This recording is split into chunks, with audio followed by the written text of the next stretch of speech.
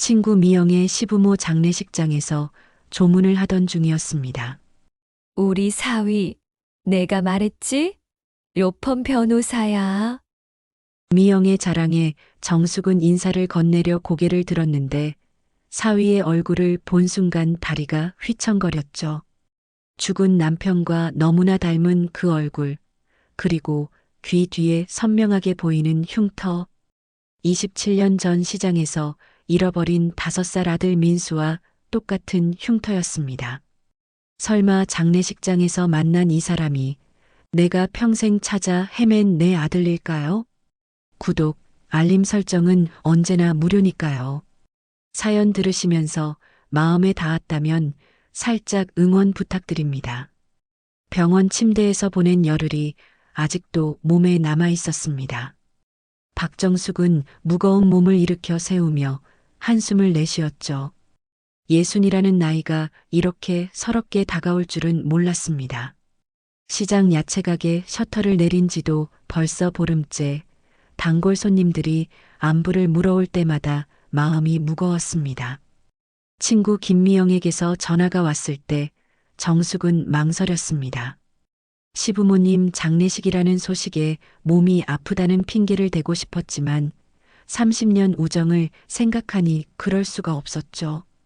미영은 늘 체면과 허영으로 무장한 친구였지만 그래도 정숙에겐 유일하게 남은 옛 시절 사람이었습니다. 장례식장은 도심 한복판 대학병원 지하에 자리 잡고 있었습니다. 정숙은 검은 정장을 꺼내 입으며 거울을 들여다봤죠. 거친 손, 주름진 얼굴, 하지만 눈빛만은 여전히 맑았습니다. 그 눈에는 27년 세월의 그리움이 담겨 있었으니까요. 택시를 타고 가는 동안 정숙은 창밖을 내다봤습니다. 도시는 빠르게 변해가고 있었지만 정숙의 마음속 시간은 여전히 27년 전 그날에 멈춰 있었죠. 아들 준호를 잃어버린 그날, 장터에서 잠깐 눈을 돌린 사이 사라져버린 5살 아이의 모습이 아직도 선명했습니다. 장례식장에 도착하자 미영이 입구에서 조문객들을 맞고 있었습니다. 화려한 검은 양장의 진주 목걸이까지 슬픔 속에서도 체면을 잃지 않는 모습이 그답다고 생각했죠. 미영은 정숙을 보자마자 달려와 손을 잡았습니다. 정숙아, 아픈데도 와줘서 고마워. 얼굴이 많이 수척해졌네. 미영의 걱정에는 진심이 묻어났지만 곧 주변 사람들에게 시선을 돌리며 목소리를 높였습니다. 우리 사위, 변호사예요. 오늘 일찍 와서 이것저것 다 챙겨주고 있답니다. 서영이가 복이 많아서 이런 좋은 사람을 만났죠. 조문객들이 부러워하는 눈빛을 보내자 미영의 어깨가 으쓱해졌습니다. 정숙은 그런 친구를 보며 쓴웃음을 지었죠.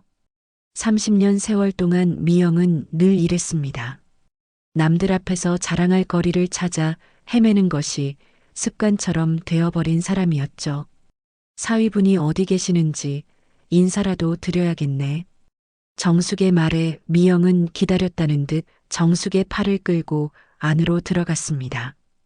빈소에는 사람들이 북적였고 향 냄새가 공간을 가득 메우고 있었죠. 그때 미영이 한 남자를 가리켰습니다. 저기 우리 준호. 정숙은 그 순간 숨이 멎는 것 같았습니다. 남자가 고개를 돌려 이쪽을 바라봤을 때 정숙의 다리가 휘청거렸죠. 그 얼굴, 그 눈매, 죽은 남편 최기호와 너무나 닮아 있었습니다. 29년 전 준호가 3살 때 병으로 세상을 떠난 남편의 모습이 고스란히 살아있는 것 같았죠. 남자가 다가와 정중히 인사를 했습니다. 안녕하세요, 이준호입니다.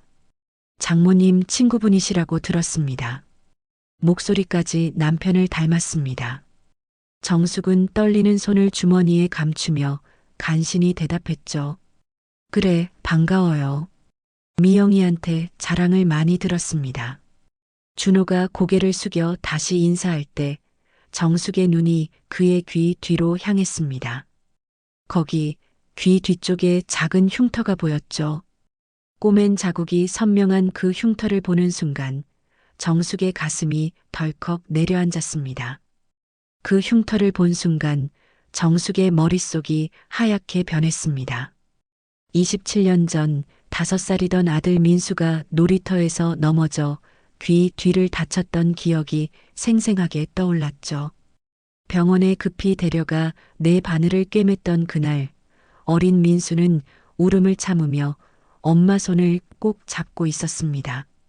어머님, 괜찮으세요?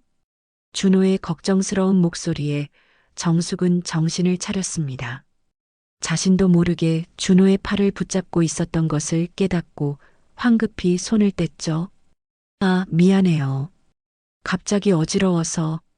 미영이 재빨리 다가와 정숙을 부축했습니다. 야, 정숙아, 병원에서 퇴원한 지 얼마 안 됐다며. 무리하지 마, 저쪽에 앉아.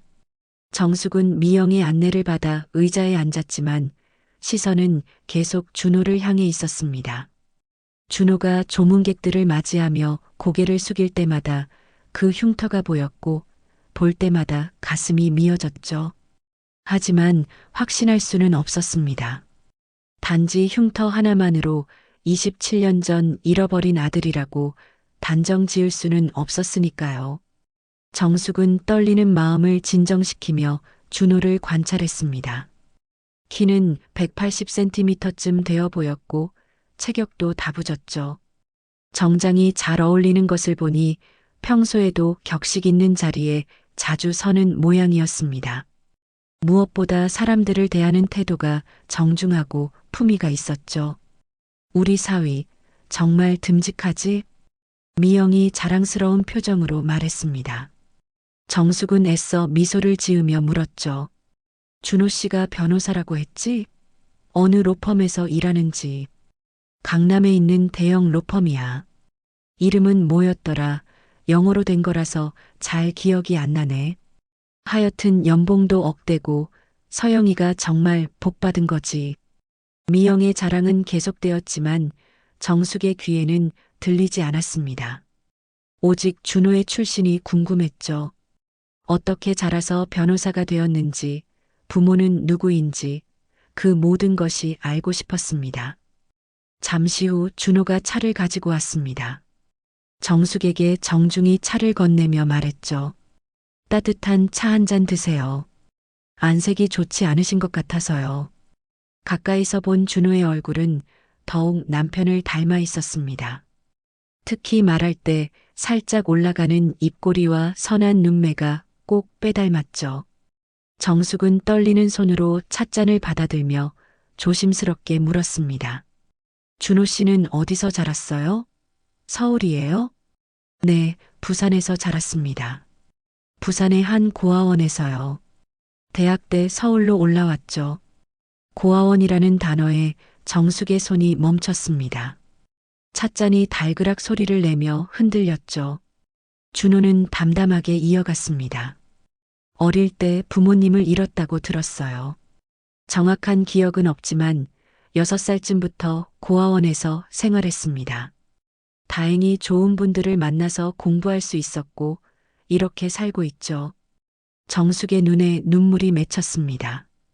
6살이라면 시기가 맞았죠. 민수를 잃어버린 것이 5살 때였으니 1년 정도 어디선가 떠돌다가 고아원에 들어간 것일 수도 있었습니다. 그럼 부모님에 대한 기억은 전혀 없나요? 준호는 잠시 생각에 잠기더니 희미한 미소를 지었습니다. 가끔 꿈에 나타나세요. 얼굴은 보이지 않지만 따뜻한 품에 안겨있는 느낌이 들죠. 그리고 누군가 저를 부르는 소리가 들려요. 뭐라고 부르던가요? 준호가 아니라 다른 이름이었어요. 뭐였더라? 동이? 동동이? 그런 애칭 같은 거였던 것 같습니다. 정확하진 않아요. 정숙은 그 순간 숨을 쉴 수가 없었습니다. 민수, 그리고 동동이. 민수는 아들의 본명이었고 동동이는 세상에서 오직 정숙과 남편만이 알던 태명이었죠. 임신했을 때부터 뱃속에서 동동거리며 움직인다고 해서 지은 이름이었습니다.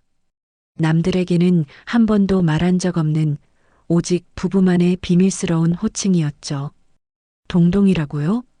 정숙의 떨리는 목소리에 준호가 고개를 끄덕였습니다. 이상하죠? 고아원 선생님들도 그런 이름은 처음 듣는다고 하셨어요. 동동이라는 애칭이 정말 특이하다고. 아마 제가 만들어낸 환상일지도 모르죠. 아니었습니다. 환상이 아니었죠. 정숙은 확신했습니다. 이 사람이 자신의 아들이라는 것을. 하지만 어떻게 말해야 할지 몰랐습니다. 27년이라는 세월이 너무 길었고 준호는 이미 다른 가정의 사위가 되어 있었으니까요. 미영이 다가와 준호를 불렀습니다. 준호야, 큰아버지 오셨어. 가서 인사드려야지. 준호가 자리를 뜨자 정숙은 깊은 한숨을 내쉬었습니다. 가슴속에서 폭풍이 몰아치고 있었지만 겉으로는 침착함을 유지해야 했죠. 미영은 여전히 모르는 채 수다를 떨고 있었습니다. 준호가 참 괜찮은 사람이지? 처음엔 고아원 출신이라고 해서 걱정했는데 오히려 더 성실하고 착해. 서영이한테도 잘하고. 고아원에서 이름을 새로 지어준 건가? 응, 원래 이름은 모른다고 하더라. 고아원 들어올 때 너무 어려서 자기 이름도 제대로 못 말했대. 그래서 원장님이 준호라고 새로 지어준 거야. 정숙은 미영의 말을 들으며 복잡한 심정이 되었습니다. 자신의 아들이 남의 집 사위가 되어 잘 살고 있다는 것이 다행스러우면서도 한편으로는 가슴이 찢어지는 것 같았죠. 민수가 준호가 되어 다른 삶을 살고 있었습니다. 조문객들이 계속 들어오고 나가는 와중에도 정숙의 시선은 준호에게서 떨어지지 않았습니다. 준호가 사람들과 이야기할 때마다, 웃을 때마다 정숙은 어린 민수의 모습을 겹쳐보았죠. 그 5살 아이가 이렇게 훌륭하게 자란 것이 대견하면서도 자신 없이 자란 세월이 너무나 아팠습니다. 장례식장의 향 냄새가 머리를 무겁게 만들었습니다. 정숙은 준호가 조문객들을 응대하는 모습을 바라보며 깊은 생각에 잠겼죠. 확신은 들었지만 아직 증거가 부족했습니다. 흉터와 이름만으로는 충분하지 않았죠. 무엇보다 27년이라는 세월의 무게가 정숙을 망설이게 만들었습니다. 미영이 또 다른 조문객을 맞으러 가자 정숙은 홀로 앉아 과거를 떠올렸습니다. 민수를 잃어버린 그날의 기억이 선명하게 되살아났죠. 남대문 시장에서 야채를 고르던 중이었습니다. 잠깐, 정말 잠깐 물건값을 계산하는 사이에 민수가 사라졌죠. 처음엔 근처에서 놀고 있으려니 했지만 아무리 찾아도 보이지 않았습니다. 민수야, 박민수, 동동아. 목이 터져라 부르며 시장 전체를 뒤졌지만 아이는 흔적도 없이 사라져버렸습니다. 경찰에 신고하고 전단지를 만들어 돌리고 방송국에도 찾아갔지만 모두 허사였죠. 그렇게 1년, 2년이 지나고 10년이 흘러도 민수는 돌아오지 않았습니다. 준호가 다시 차를 가지고 왔습니다. 이번엔 과자도 함께였죠. 어머님, 식사는 하셨어요? 장례식장 음식이 입에 맞지 않으실 것 같아서 과자라도 가져왔습니다. 그 세심한 배려에 정숙의 마음이 더욱 아팠습니다. 자신이 키웠어야 할 아이가 남의 손에서 이렇게 바르게 자란 것이 고마우면서도 서러웠죠. 준호 씨, 혹시 고아원에 들어가기 전 기억이 조금이라도 있나요? 준호는 의자에 앉으며 고개를 저었습니다. 거의 없어요. 가끔 파편적인 이미지들만 떠오르죠. 시장 같은 곳의 풍경, 야채 냄새, 그리고 누군가의 따뜻한 손. 시장. 정숙의 심장이 빠르게 뛰기 시작했습니다. 시장이요? 네, 북적이는 시장 같은 곳이었어요. 사람들 목소리가 시끄럽게 들리고 여러 가지 냄새가 섞여 있던 기억이 나요. 그리고 누군가 제 손을 꼭 잡고 있었던 것 같은데 어느 순간 그 손이 사라졌죠. 정숙은 눈물을 참기 위해 고개를 돌렸습니다. 그날 민수의 작은 손을 놓쳐버린 그 순간이 떠올랐죠. 물건을 고르느라 잠시 손을 놓은 것이 평생의 한이 되어버렸습니다. 그 후로는 어떻게 되었나요? 잘 모르겠어요. 누군가 제 손을 잡고 어디론가 데려갔던 것 같은데 그 이유는 기억이 없어요. 고아원 기록에는 어떤 행인이 저를 데려왔다고 되어 있었습니다. 길에서 혼자 울고 있었는데 부모를 찾을 수 없어서 고아원으로 보내졌다고요. 정숙의 가슴이 무너져 내렸습니다. 자신은 그토록 찾아 헤맸는데 아이는 고아원에서 부모를 기다리고 있었던 것이죠. 어떻게 이런 엇갈림이 있을 수 있단 말입니까? 혹시 몸에 특별한 표시나 물건 같은 건 없었나요?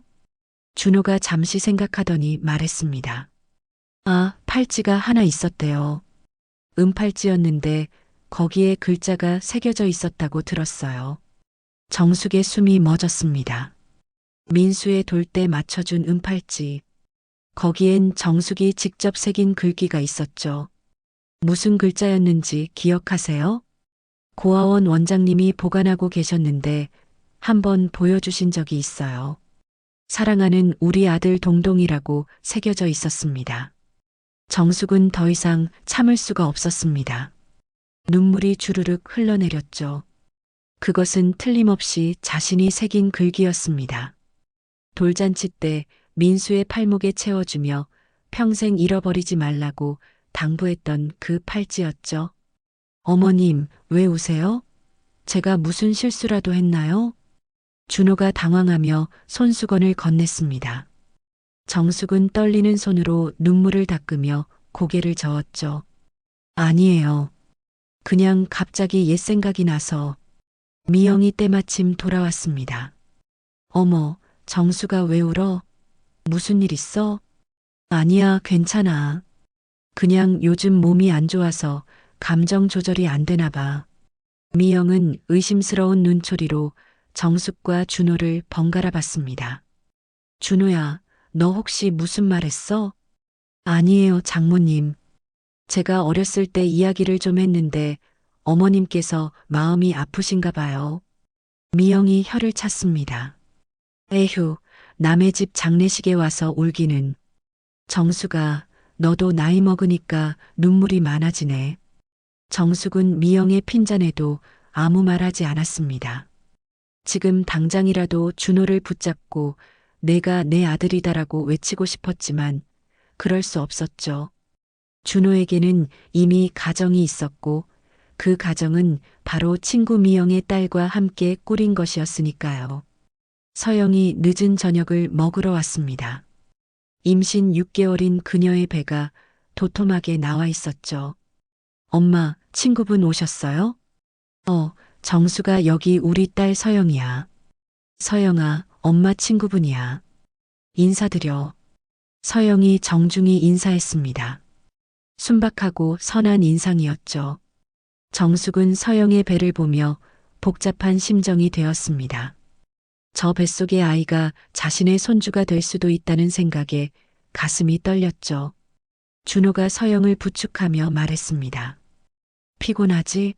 좀 앉아서 쉬어. 부부의 다정한 모습을 보며 정숙은 결심했습니다. 이대로 묻어두기로. 준호가 행복하게 살고 있다면 그것으로 충분하다고. 하지만 마음 한구석에서는 계속 외치고 있었죠. 저 사람이 내 아들이라고, 내가 27년간 찾아 헤맨 민수라고. 장례식장을 나온 정숙은 집으로 돌아가는 택시 안에서 계속 눈물을 흘렸습니다. 운전기사가 백미러로 힐끔거렸지만 정숙은 신경 쓸 여유가 없었죠. 27년 동안 가슴에 묻어둔 슬픔이 본물처럼 터져나왔습니다. 집에 도착한 정숙은 낡은 장롱 깊숙한 곳에서 작은 상자를 꺼냈습니다. 민수의 흔적이 담긴 유일한 보물상자였죠. 돌사진, 백일사진, 그리고 작은 베네 저고리까지 하나하나 만지며 정숙은 과거로 돌아갔습니다. 남편 기호가 세상을 떠난 건 민수가 3살 때였습니다. 폐암 말기 판정을 받고 6개월을 버티다 떠났죠. 병원비로 전 재산을 쏟아부었지만 결국 남편을 살리지 못했습니다. 장례를 치르고 나니 남은 건 어린 민수와 빚더미뿐이었죠. 정숙은 살기 위해 시장에 나갔습니다. 노점에서 야채 장사를 시작했죠. 새벽 3시에 일어나 도매시장에 가고 하루 종일 서서 장사를 했습니다. 민수는 시장 한 구석에 깔아놓은 담요 위에서 놀았죠. 장사하는 아줌마들이 번갈아 가며 민수를 봐주었습니다. 그날도 평범한 날이었습니다. 추석 대목을 앞두고 시장은 북적였죠. 정숙은 배추를 다듬고 있었고 민수는 옆에서 장난감 자동차를 가지고 놀고 있었습니다. 손님이 몰려와 정신없이 장사를 하던 중이었죠. 배추 3포기 주세요. 감자도 한 봉지 넣어주세요. 손님들을 응대하느라 정신이 없었습니다. 거스름돈을 계산하고 비닐봉지에 야채를 담느라 고개를 숙였다 들었다를 반복했죠. 그리고 문득 옆을 보니 민수가 없었습니다. 처음엔 화장실에 갔나 싶었습니다. 근처 가게에 놀러 갔을 거라 생각했죠. 하지만 10분이 지나도 20분이 지나도 민수는 돌아오지 않았습니다.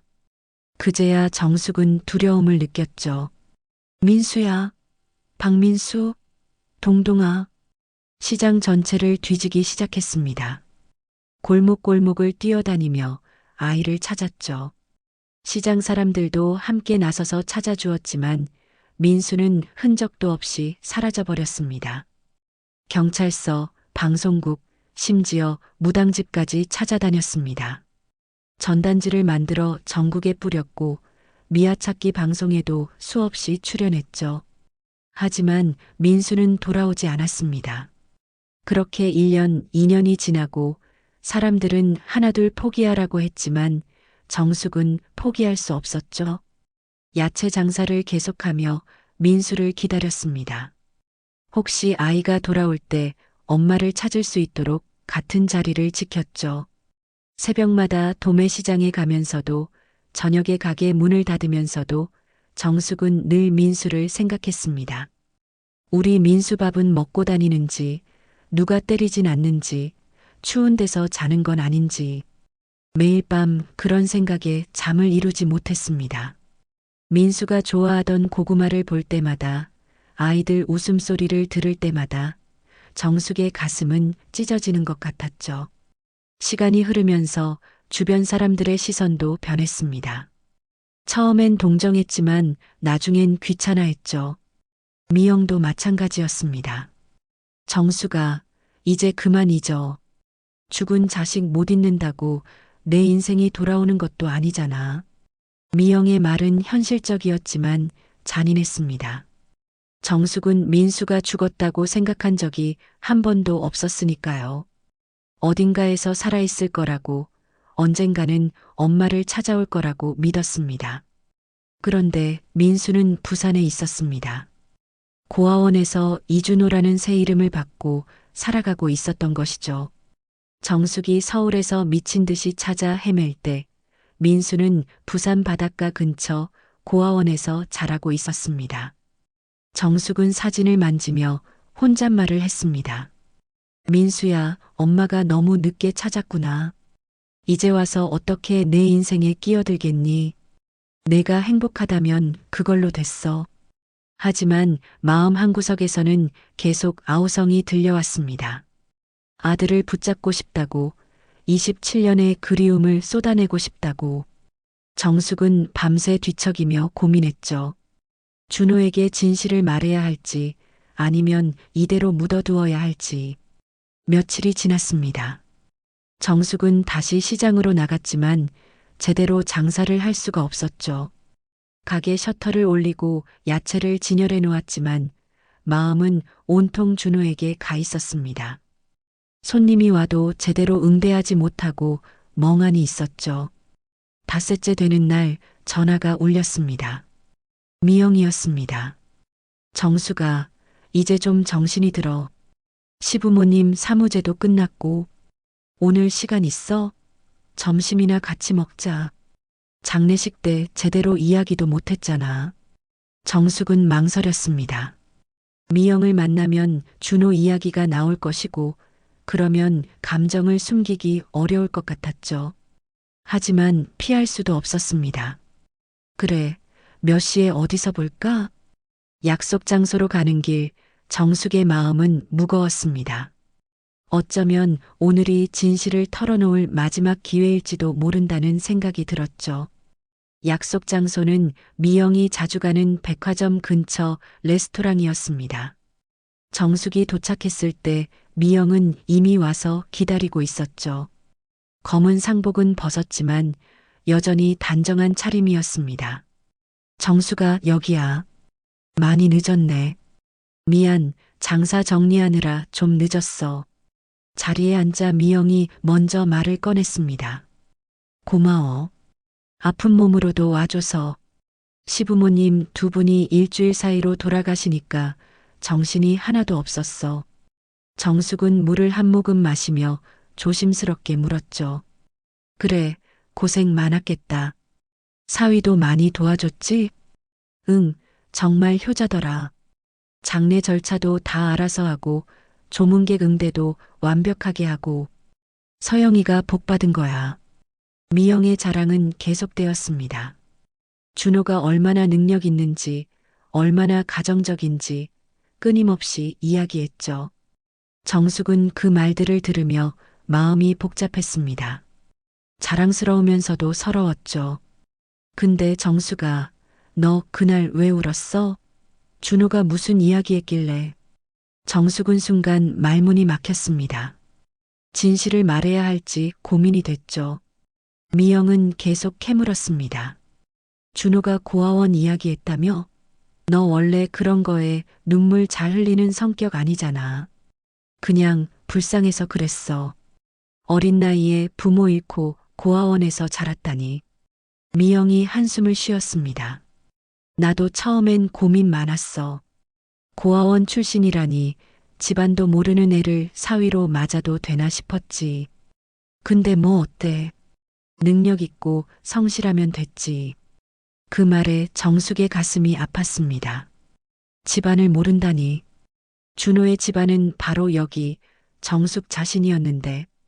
미영아, 사위가 어렸을 때 기억이 있다고 했어? 별로 없대. 그냥 어렴풋한 기억만 있다고. 왜? 정숙은 깊은 숨을 들이쉬었습니다. 그리고 결심했죠. 더 이상 숨길 수 없다고. 미영아, 내가 할 말이 있어. 뭔데 그렇게 심각해? 사위 귀 뒤에 흉터 있는 거 봤어? 미영이 고개를 갸웃거렸습니다. 흉터? 글쎄, 잘 모르겠는데. 왜? 꼬맨 자국이야. 내 바늘 정도 꿰맨 흔적. 그걸 내가 어떻게 알아? 정숙은 눈을 감았다가 떴습니다. 그리고 천천히 말했죠. 내 아들 민수한테도 똑같은 흉터가 있었거든. 미영의 표정이 굳어졌습니다. 민수? 내가 잃어버린 그 애? 응. 27년 전에 잃어버린 내 아들. 미영이 황당하다는 표정을 지었습니다. 그래서 설마 준호가 내 아들이라는 거야? 정숙이 고개를 끄덕이자 미영이 비웃음을 터뜨렸습니다. 정수가 정신 차려. 흉터 하나 같다고 내 아들인 거야? 세상에 귀 뒤에 흉터 있는 사람이 한둘이겠어? 동동이라는 이름도 기억해. 뭐? 준호 씨가 어릴 때 누군가 자기를 동동이라고 불렀다고 했어. 그건 내가 민수한테만 부르던 태명이야. 아무도 모르는 이름이라고. 미영의 얼굴이 창백해졌습니다. 하지만 곧 고개를 저으며 말했죠. 우연이야. 그냥 우연의 일치라고. 내가 너무 오래 아들을 그리워하다 보니까 헛것을 보는 거야. 팔찌도 있었대. 정숙이 떨리는 목소리로 말했습니다. 은팔찌에 사랑하는 우리 아들 동동이라고 새겨진 거. 내가 민수 돌 때 해준 거야. 미영이 잠시 말을 잃었습니다. 레스토랑 안이 갑자기 조용해진 것 같았죠. 한참을 침묵하던 미영이 차가운 목소리로 말했습니다. 그래서 뭐 어쩌자고?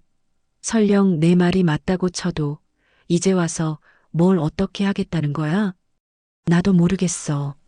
하지만 내 아들인 건 확실해. 아들, 27년 동안 남의 손에서 자란 애가 무슨 아들이야. 준호는 이제 우리 집 사위야.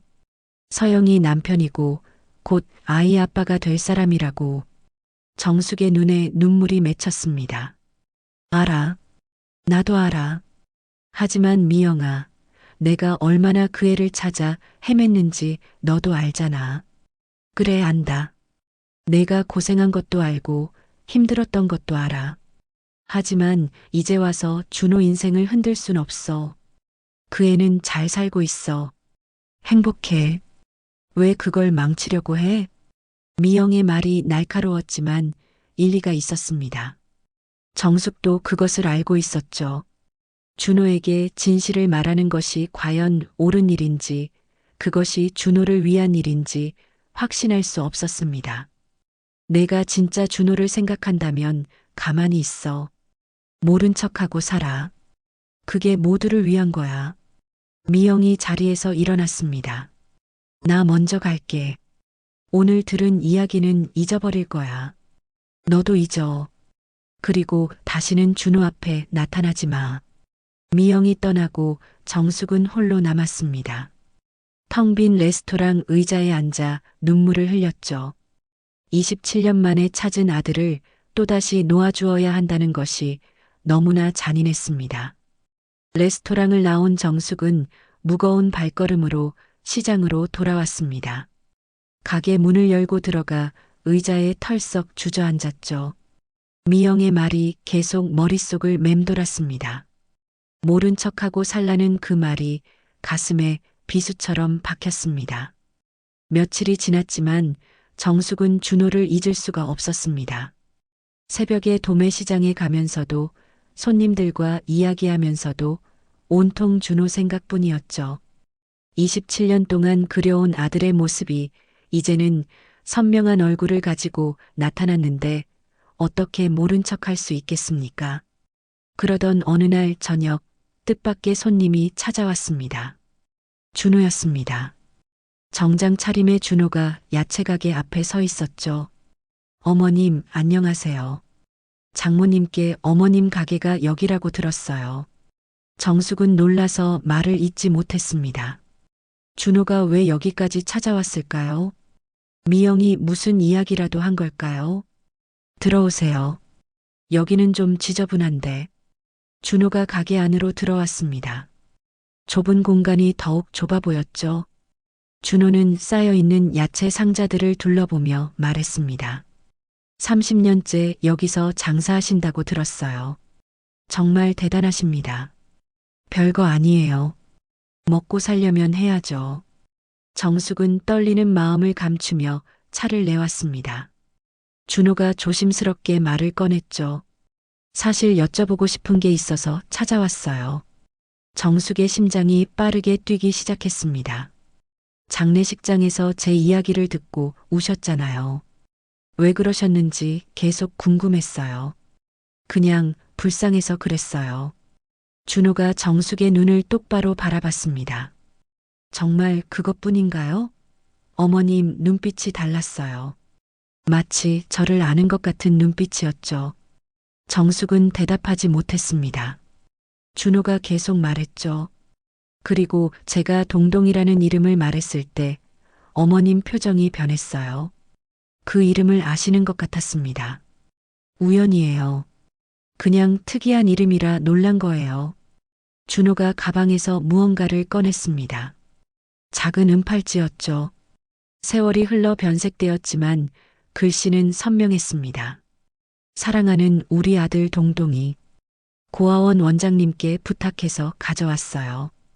이걸 보는 순간 이상한 느낌이 들었습니다. 마치 이 팔찌가 저를 어딘가로 이끄는 것 같았죠. 정숙의 눈에서 눈물이 흘러내렸습니다. 그 팔찌는 틀림없이 자신이 만든 것이었죠. 돌잔치 때 민수의 작은 손목에 채워주며 평생 간직하라고 했던 그 팔찌였습니다.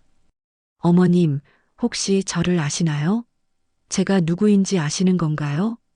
준호의 간절한 눈빛을 보며 정숙은 더 이상 거짓말을 할 수 없었습니다. 떨리는 손으로 준호의 손을 잡았죠. 민수야. 준호의 눈이 크게 떠졌습니다. 민수라고요? 내 이름이야. 박민수? 내 아들 이름이에요. 준호가 의자에서 벌떡 일어났습니다. 믿을 수 없다는 표정이었죠. 무슨 말씀을 하시는 거예요? 제가 어머님 아들이라고요? 정숙이 흐느끼며 말했습니다. 27년 전 이 시장에서 너를 잃어버렸어. 5살이었지. 장사하다가 잠깐 한눈판 사이에 내가 사라졌어. 그 후로 미친 듯이 찾아다녔지만 찾을 수가 없었어. 준호가 멍한 표정으로 앉아 있었습니다. 정숙은 계속 이야기했죠. 내 귀 뒤 흉터, 놀이터에서 넘어져서 다친 거야. 내 반을 꿰맸지. 너무 아파하는 내가 불쌍해서 밤새 안고 있었어. 그리고 그 팔찌, 내 돌잔치 때 내가 직접 새겨서 해준 거야. 동동이는 내 태명이고 준호의 눈에도 눈물이 맺혔습니다. 그럼 제 아버지는요? 내 아빠는 내가 3살 때 병으로 돌아가셨어. 폐암이었지. 그 후로 나 혼자 널 키웠어. 시장에서 야채 팔면서. 준호가 두 손으로 얼굴을 감쌌습니다. 너무나 큰 충격을 받은 것 같았죠. 한참을 그렇게 있다가 준호가 물었습니다. 왜 이제야 말씀하시는 거예요? 장례식장에서 만났을 때 왜 말하지 않으셨어요? 어떻게 말하겠니? 내가 이미 가정을 꾸리고 행복하게 살고 있는데 내가 나타나서 내 인생을 흔들 순 없었어. 그래도 말씀하셨어야죠. 저도 알 권리가 있잖아요. 준호의 목소리에 원망이 섞여 있었습니다. 정숙은 고개를 숙였죠. 미안해. 정말 미안해. 너를 지키지 못한 것도, 이제야 나타난 것도, 모든 게 다 미안해. 준호가 일어섰습니다. 시간이 필요해요. 너무 갑작스러워서 어떻게 받아들여야 할지 모르겠어요. 그래, 충분히 생각해. 나는 여기 있을게. 언제든 오고 싶을 때 와. 준호가 문을 나서다가 뒤돌아봤습니다. 어머니. 그 한마디에 정숙은 무너져 내렸습니다. 27년 만에 듣는 그 호칭이 너무나 그리웠던 것이죠. 준호가 떠난 후 정숙은 밤새 잠을 이루지 못했습니다. 아들을 다시 잃어버릴까봐 두려웠죠. 준호가 충격을 받고 다시는 오지 않을 수도 있다는 생각에 가슴이 타들어갔습니다. 사흘이 지났습니다. 준호에게서 아무 연락이 없었죠. 정숙은 평소처럼 장사를 했지만 마음은 온통 준호에게 가 있었습니다. 혹시라도 준호가 올까 싶어 가게를 비우지도 못했죠. 그때 미영이 가게로 찾아왔습니다. 얼굴이 잔뜩 굳어 있었죠. 야, 박정숙. 내가 뭐라고 했어? 준호한테 접근하지 말라고 했잖아. 미영아, 나는. 준호가 집에 와서 며칠째 말도 안 해. 서영이가 얼마나 걱정하는지 알아? 임신한 몸으로 스트레스 받으면 안 되는데. 정숙이 고개를 숙였습니다. 미안해. 하지만 준호가 먼저 찾아왔어. 자기가 알고 싶다고. 그래도 거짓말을 했어야지. 왜 사실을 말해서 애 인생을 망쳐놓냐고. 미영의 목소리가 날카로웠습니다. 시장 사람들이 쳐다볼 정도였죠. 망친다니. 나는 그저 내 아들을 찾은 것뿐이야. 아들? 27년 동안 남이 키운 애가 무슨 아들이야. 준호는 이제 우리 가족이야. 서영이 남편이고. 두 사람이 언성을 높이고 있을 때 준호가 나타났습니다. 정장이 아닌 평상복 차림이었죠. 장모님, 여기 계셨군요. 미영이 놀란 표정으로 준호를 봤습니다. 준호야, 너 여기 왜? 제가 올 곳에 왔습니다. 준호가 정숙을 바라봤습니다. 그 눈빛이 며칠 전과는 달랐죠. 더 차분하고 결연해 보였습니다. 어머니, 그동안 많이 생각했어요. 정숙의 가슴이 두근거렸습니다. 준호가 어머니라고 불렀습니다. 처음엔 믿을 수가 없었어요. 화도 났고요. 왜 이제야 나타났냐고, 왜 그동안 날 찾지 못했냐고 원망도 했습니다. 준호야. 하지만 생각해보니 어머니가 얼마나 힘드셨을지 알 것 같았어요. 혼자서 저를 찾아 헤매셨을 어머니를 생각하니 가슴이 아팠습니다. 미영이 끼어들었습니다. 준호야, 정신 차려. 이 사람이 내 엄마라는 증거가 뭐가 있어? 그냥 우연의 일치일 수도 있잖아. 준호가 미영을 돌아봤습니다. 장모님, 저도 확인했어요. 경찰 기록을 찾아봤더니 27년 전 이 시장에서 5살 남자아이가 실종된 사건이 있었어요. 이름은 박민수, 그리고 부모 이름은 박정숙과 최기호. 정숙이 놀랐습니다. 어떻게 그걸? 제가 변호사잖아요. 찾으려고 하면 찾을 수 있죠. 그리고 고아원 기록도 다시 확인했어요. 미영의 얼굴이 창백해졌습니다. 그래도 이건 아니야. 넌 우리 사위야. 서영이는 어떡하고? 준호가 단호하게 말했습니다. 장모님, 저는 서영이를 버리는 게 아니에요. 서영이는 제 아내고 평생 함께할 사람이에요. 하지만 어머니도 제 어머니세요. 두 분 다 제게는 소중한 가족입니다. 정숙이 준호의 손을 잡았습니다. 준호야, 나는 괜찮아. 내가 행복하기만 하면 돼. 멀리서라도 가끔 보기만 해도 좋으니까. 어머니, 무슨 말씀이세요? 27년을 떨어져 있었는데 이제 또 멀리서 보기만 하라고요? 준호가 정숙을 꽉 안았습니다. 정숙은 그 품에서 흐느껴 울었죠. 27년 만의 포옹이었습니다. 미영이 한숨을 쉬며 말했습니다. 정말 미치겠네. 이게 뭔 일이야? 준호가 미영을 보며 말했습니다. 장모님, 이해해 주세요.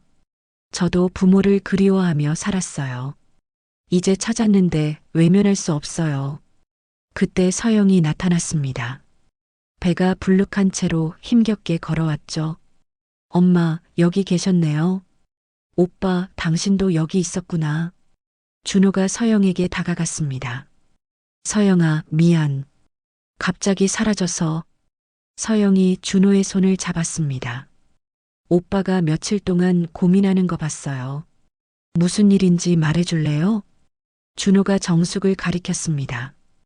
이분이 내 어머니야. 내 친어머니. 서영의 눈이 커졌습니다. 미영이 급하게 말했습니다. 서영아, 놀라지 마. 아직 확실한 건 아니야. 하지만 서영은 의외로 차분했습니다. 정숙에게 다가가 정중히 인사했죠. 어머님, 안녕하세요. 저는 준호 오빠 아내 이서영입니다. 정숙이 놀란 표정으로 서영을 봤습니다. 서영이 계속 말했죠. 오빠가 늘 부모님을 그리워했어요. 꿈에서라도 만나고 싶다고 했죠. 이제 만나서 정말 다행이에요. 미영이 딸을 말렸습니다. 서영아, 너 지금 뭐 하는 거야? 엄마, 오빠한테는 이게 중요한 일이에요. 평생 찾던 가족을 만난 거잖아요. 서영이 정숙의 손을 잡았습니다. 어머님, 앞으로 자주 뵙고 싶어요. 저희 아기도 할머니를 만나야죠. 정숙은 감동으로 말을 잇지 못했습니다. 예상치 못한 며느리의 따뜻한 마음에 눈물만 흘렸죠. 한 달이 지났습니다. 정숙의 작은 야채 가게는 예전과 달라 보였죠. 깨끗하게 정리된 진열대, 새로 칠한 간판, 그리고 가게 한쪽에 놓인 작은 의자. 준호가 퇴근길에 들를 때 앉는 자리였습니다. 오늘도 준호가 찾아왔습니다. 이제는 자연스럽게 앞치마를 두르고 정숙을 도왔죠. 어머니, 오늘은 배추가 많이 들어왔네요. 응, 김장철이 다가오니까. 너 손 다칠라. 그만해도 돼. 괜찮아요. 이런 일 하는 게 좋아요. 어릴 때도 이렇게 어머니를 도왔을 것 같은 기분이 들어요. 정숙은 아들의 모습을 흐뭇하게 바라봤습니다. 27년의 공백이 조금씩 메워지고 있었죠. 그때 미영과 서영이 함께 나타났습니다. 미영의 표정이 예전과는 많이 달라 보였죠. 어색하지만 부드러운 미소를 짓고 있었습니다. 정수가 우리 왔어. 어서 와. 서영이도 배 많이 나왔네. 앉아서 쉬어. 서영이 준비해온 도시락을 꺼냈습니다. 어머님, 저녁 같이 드셔요. 김밥이랑 잡채 만들어 왔어요. 네 사람이 좁은 가게에 둘러앉아 도시락을 먹기 시작했습니다. 어색한 침묵이 흐르다가 미영이 먼저 입을 열었죠. 정수가 그동안 내가 너무했어. 미안해. 정숙이 놀란 눈으로 미영을 봤습니다. 갑자기 왜? 미영이 한숨을 쉬며 말했습니다. 사실 나도 알고 있었어. 준호가 내 아들일 수도 있다는 거. 흉터며 팔찌며 증거가 너무 확실했잖아. 근데 인정하기가 싫었어. 왜? 처음엔 체면 때문이었어. 사위가 고아원 출신인 것도 남들한테 숨기고 다녔는데 갑자기 시부모가 생긴다? 그것도 시장에서 야채 파는 너라니. 내 허영심이 용납을 못했지. 미영이 잠시 말을 멈췄다가 계속했습니다. 그리고 서영이가 걱정됐어. 갑자기 시어머니가 생기면 불편하지 않을까. 내가 딸한테 짐을 지우는 건 아닐까 싶었고, 무엇보다 준호가 너한테 가버리면 우리 서영이가 버림받을까봐 무서웠어. 서영이 엄마의 손을 잡았습니다. 엄마, 저는 괜찮아요. 오히려 좋아요. 오빠한테 가족이 생겨서. 준호도 고개를 끄덕였습니다. 장모님, 저는 어느 쪽도 버리지 않을 거예요. 두 분 다 제 어머니세요. 낳아주신 어머니와 제 아내의 어머니. 둘 다 소중해요. 미영의 눈가가 붉어졌습니다. 그동안 준호 너한테도 미안했어. 고아원 출신이라고 뒤에서 흉보기도 했고 집안 모른다고 무시하기도 했지. 근데 너는 정말 좋은 사람이더라. 서영이한테도 잘하고 성실하고. 정숙이 미영의 손을 잡았습니다. 미영아, 그런 말 하지 마. 나도 이해해. 내 입장에서는 당연한 거였어.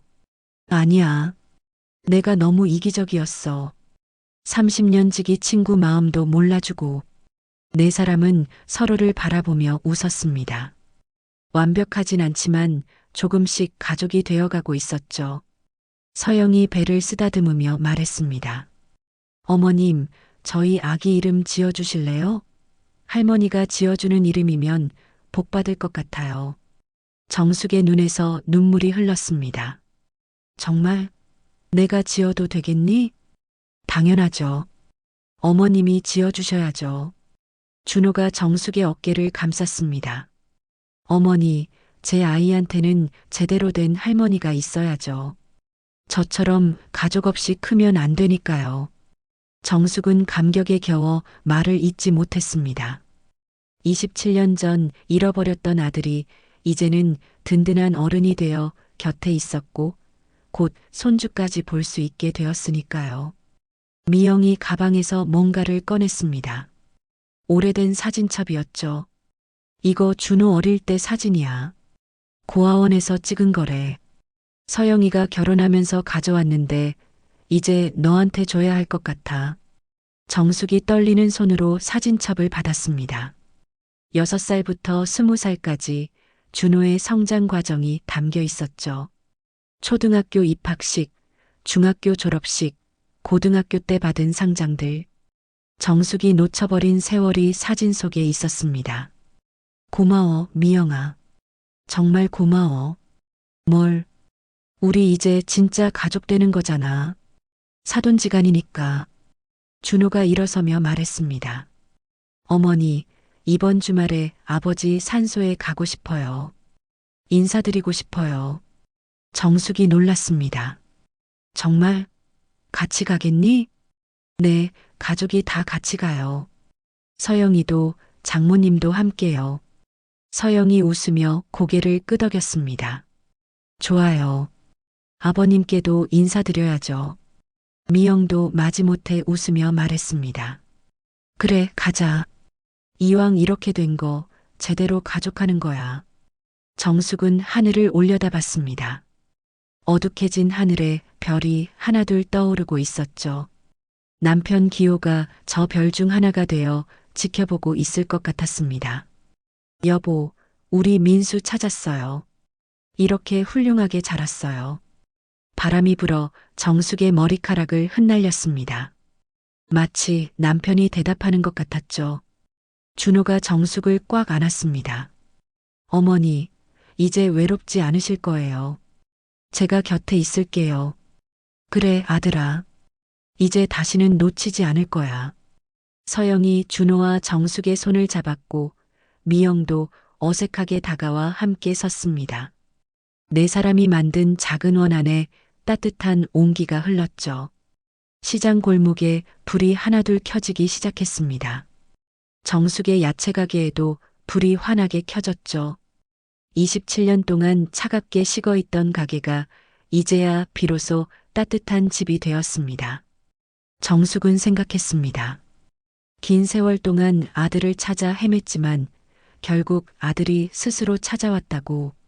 운명은 돌고 돌아도 결국 만나게 되어 있다고. 그리고 이제 새로운 가족과 함께 남은 인생을 행복하게 살아갈 수 있을 거라고. 엄마가 사랑한다, 민수야. 저도 사랑해요, 어머니. 그들의 작은 행복이 시장 골목을 따뜻하게 비추고 있었습니다. 정숙처럼 아무리 긴 세월이 흘러도 포기하지 않는 모정과 준호처럼 뿌리를 찾아가는 용기, 그리고 미영과 서영처럼 가족을 받아들이는 넓은 마음이 만나면 진정한 가족이 됩니다. 운명은 돌고 돌아도 결국 만나게 되어 있죠. 오늘 사연이 마음에 남으셨다면 구독과 좋아요, 댓글로 함께 기억해 주세요. 여러분의 한마디가 다음 이야기의 시작이 됩니다.